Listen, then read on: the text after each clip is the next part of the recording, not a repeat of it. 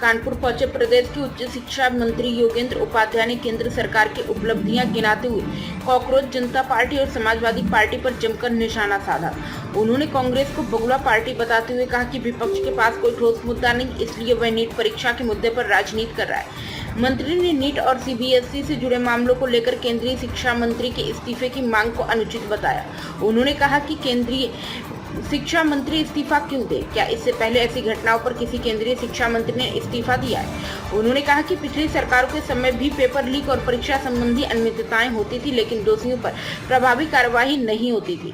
योगेंद्र उपाध्याय ने दावा किया कि वर्तमान सरकार में ऐसे मामलों में जिम्मेदार लोगों के खिलाफ कठोर कार्रवाई सुनिश्चित की जा रही है। वहीं लखनऊ की चर्चित संदीप हत्याकांड में समाजवादी पार्टी से जुड़े लोगों का नाम सामने आने के सवाल पर मंत्री ने सपा पर भी हमला बोला।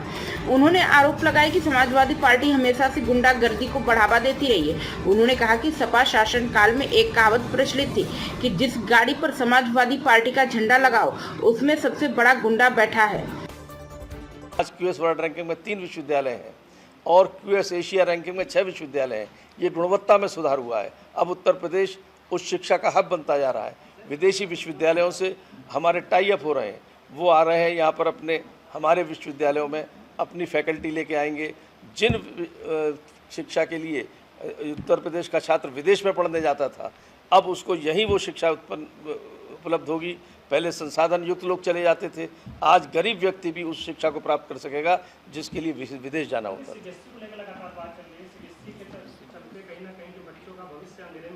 कहेगा सीबीएसई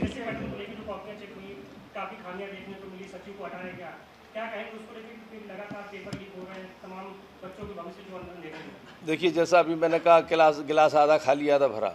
इससे मेरी पूरी बात सुन लीजिए। आपने प्रश्न कर लिया, मैंने धैर्य से सुना, मेरे प्रश्न उत्तर को धैर्य से सुनिए। कुछ आपको फिर बनता है तो फिर बोलिए। पहले एक लंबा सिलसिला होता था इस तरीके से कॉपिंग करने का, एग्जामिनिंग करने का और ये आपके पेपर लीक होने का। जब से मैं आया हूँ ना उच्च शिक्षा में, एक पेपर लीक हुआ था शुरुआत में, उसके बाद पूरे सिस्टम को सुधार दिया। उसके बाद उच्च शिक्षा में एक भी पेपर लीक नहीं हुआ। पहले लीक भी होते थे, इस तरह से सीबीएसई का जो उदाहरण था, ऐसी घटनाएं भी होती थी, लेकिन उस व्यवस्था को सरकार संरक्षित करती थी, आज दंडित करती है, इसलिए सुधार है। तो अब जो घटनाएं हो रही हैं, आपने खुद कहा कि उन लोगों को सस्पेंड कर दिया गया, दंडित किया गया। जो नीट का पेपर था, सब जेल में है, जो ऐसे नेटवर्क।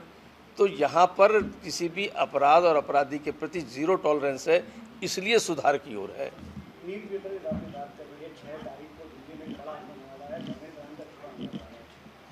कांग्रेस पार्टी जो है 6 तारीख को प्रदर्शन करने जा रही है, आह्वान किया और धर्मेंद्र प्रधान का इस्तीफा मांगा जा रहा है। ठीक है, उनका अपना लोकतंत्र में कुछ भी मांगने का अधिकार है, उसमें हम क्या कह सकते हैं। कॉकरोच पार्टी एक बबूला पार्टी है, कोई पार्टी है क्या? क्या उसका कोई विधान है, कोई संगठन है?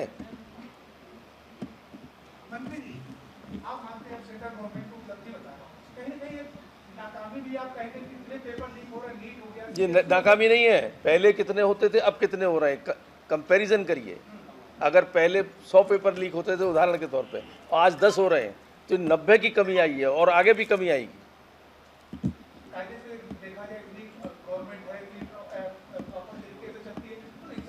कायदे से देखा जाए तो पहले लोग संरक्षित करते थे, हम दंडित करते हैं। लेकिन मंत्री जी का तो इस्तीफा नहीं हुआ। क्यों मंत्री जी का इस्तीफा क्यों हो क्योंकि पहले ना, इससे पहले का किसी मंत्री ने इस्तीफा दिया? मंत्री जिम्मेदार नहीं है। जो अच्छा दाढ़ी वाला मर्डर करे, मूछ वाला पकड़ा जाए, ये तो नहीं चलेगा। मंत्री जी ने तो इसमें शामिल नहीं थे। अगर मंत्री शामिल होते तो निश्चित जेल जाते। मंत्री जी शामिल नहीं थे, मंत्री जी देखकर उनको दंडित किया है। लेकिन छात्रों में जो दोष है, कहीं ना कहीं एक तरह से छात्रों को समझाने की तो प्रयास होना चाहिए मंत्रालय की तरफ से, मंत्री जी की तरफ से, वो अभी तक नहीं हुआ। उसी का आक्रोश है कि 6 तारीख को प्रदर्शन होने जा रहा है। प्रदर्शन विरोध पक्ष का काम है करना। आज विरोध पक्ष अपने आप में इतना कमज़ोर हो गया कि एक बबूले की पार्टी को लेकर पीछे से खड़ा हुआ है। आप उनमें नैतिक बल नहीं है, क्योंकि लोग उनसे पूछने लगेंगे कि तुम्हारे समय ये होता तब तुम क्या। तो एक नया शिव गुफा छोड़कर उसे कर रहे हैं, सब चलेगा। लखनऊ में संदीप हत्याकांड हुआ था, जिसके बाद एक आरोपी का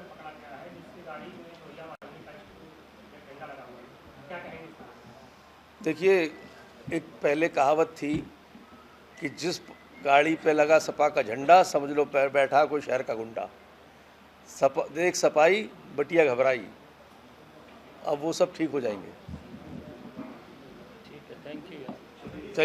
प्राइम संदेश न्यूज से संवाददाता मयंक सैनी की रिपोर्ट।